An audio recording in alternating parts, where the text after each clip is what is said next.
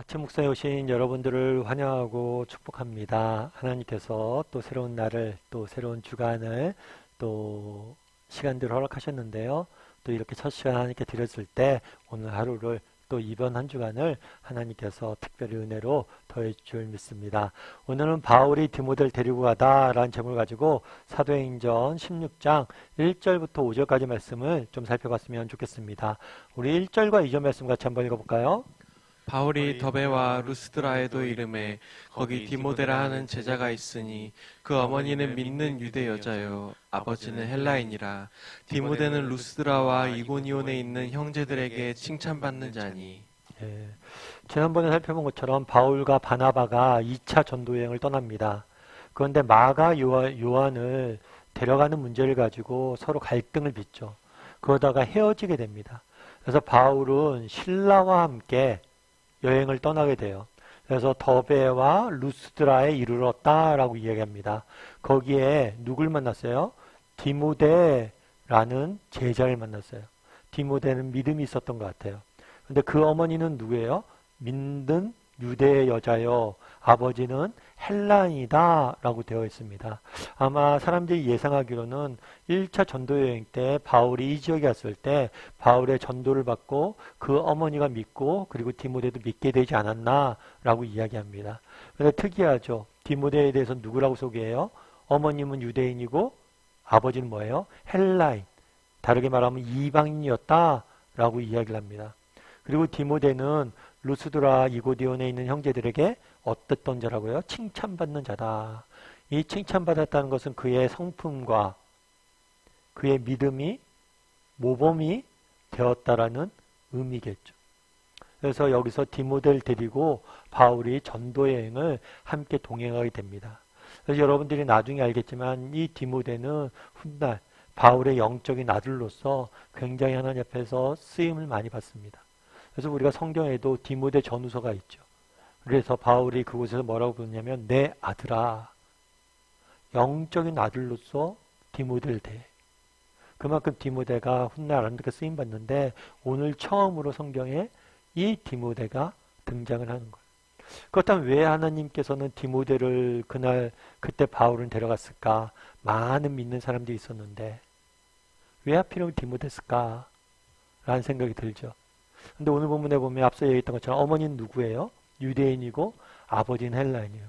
우리가 계속해서 살펴보지만 그 당시에 교회는 굉장히 복합적이었어요.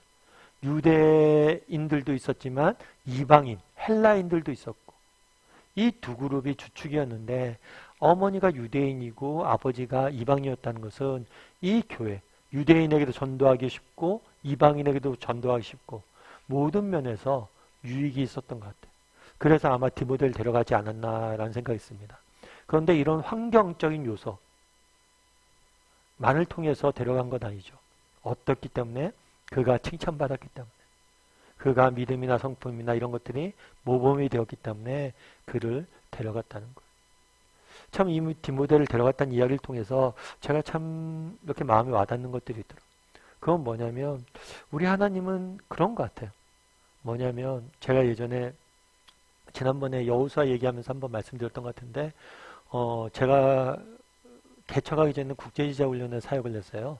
국제제자훈련은 우리 한국에 있는 교회 목사님들에게 강의도 하고 제자훈련을 가르치기도 하지만 해외에 있는 목사님들에게도 강의도 하고 가르치기도 많이 합니다. 그래서 해외 출장도 자주 가요.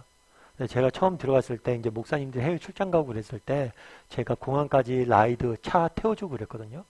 그랬을 때 목사님이 제가 모시는 목사님께서 그런 얘기를 했어요.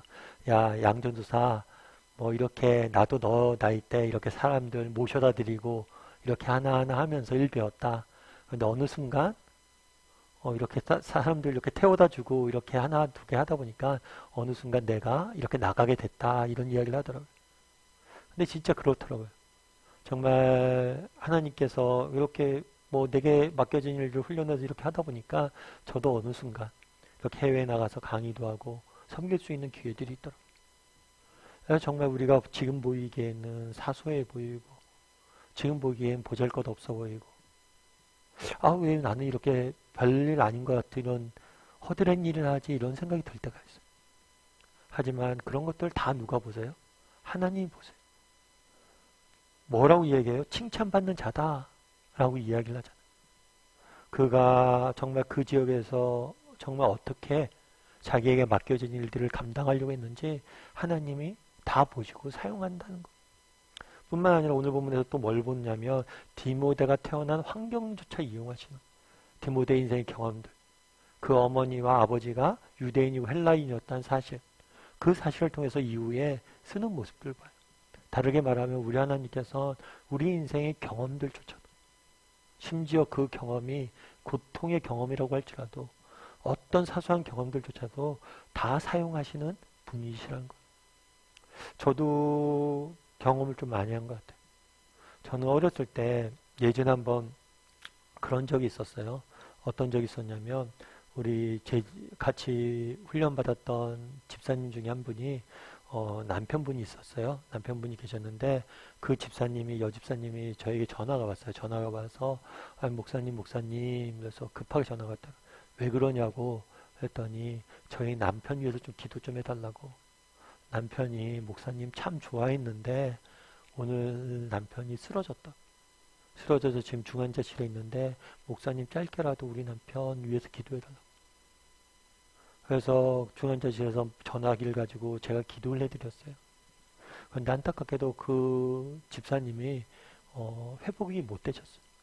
그래서 며칠 계시지 못하고 돌아가셨어요. 하나님의 부르심 받은 거죠. 그래서 장례식장을 가는데 참 쉽지 않잖아요. 젊은 나이에 이렇게 남편을 먼저 떠나보내. 그 심정을 누가 어떻게 알겠어요. 그래서 가서 이렇게 말씀드리는데 참 저도 그런데 어렸을 때 아버님 돌아가셨거든요. 그래서 남편을 먼저 떠나보내는 어머님의 모습을 또 아들을 먼저 떠나보내는 할머니의 모습을 제가 봤잖아요. 그 생각이 들더라고요. 그러면서 뭐 별다른 얘기 못하죠. 그런데 집사님 저도 알아요. 저도 얼마나 힘든지 경험해봐서 알아요. 참 그때 그런저런 얘기를 하면서 우리 하나님께서는 하나도 허비하시는 게 없구나 이런 생각이 들었어요. 우리가 느꼈던 고통과 아픔과 상처도 있잖아요. 정말 그것들을 내 고통을 두면 고통은 남지만 누군가를 위로하는 자리에 서면 그게 뭐가 되는 거예요? 우리의 귀한 자원이 되는 거예요. 디모데 굉장히 짧게 써있죠. 그가 어떤 환경 속에 자랐고 그가 어떤 삶을 살았다. 하지만 여기서 우리가 배우는 것들이 있어요. 그건 뭐예요? 그가 경험했던 그가 자랐던 환경, 그가 경험했던 한 가지도 하나님께서 버리지 않고 사용하신다. 우리도 마찬가지. 우리 선하신 하나님께서 내 인생의 많은 경험들, 아픔들, 상처들 그 모든 것들 하나도 그냥 버리지 않고 뭐 하실 거예요? 사용하실 거란 거예요. 이 사실을 배우게 돼요. 또 한 가지 뭘 배우게 됩니까? 정말 그날에 이 디모데는 뭐예요? 칭찬받는 자였다. 그가 자신의 작은 일, 자신에게 맡겨진 일들에게 헌신하니까 수고하니까 정말 믿음을 지켜 그 길 걸어가니까 하나님의 때 정말 바울을 만나게 하시고 더 큰 일에 쓰시잖아요. 우리도 마찬가지라는 거예요. 늘 말씀드리지만 정말 우리가 진짜 밭에 감추인 보화가 된다면 하나님께서 우리를 반드시 하나님의 때에 사용하실 거예요. 중요한 건 우리가 얼마큼 보화가 되느냐. 그래서 우리도 디모데처럼 정말 하나님께서 정말 우리를 때가 되면 사용하실 걸 믿고 우리의 인생의 경험들 하나도 낭비하지 않고 사용할 것을 믿고 선하심을 믿고 믿음의 길을 걸어갔으면 좋겠어요. 그리고 정말 내게 주어진 자리에서 내가 최선을 다하고 충성했을 때 하나님께 나를 통해서 일하실 것이다. 나를 사용하실 것이다. 그런 확신을 가지고 살아갔으면 좋겠어요. 특별히 한 주간 시작인데요. 이번 한 주간 그런 믿음을 가지고 또 시작할 줄 아는 저와 여러분이 되기를 주님의 이름으로 소원합니다.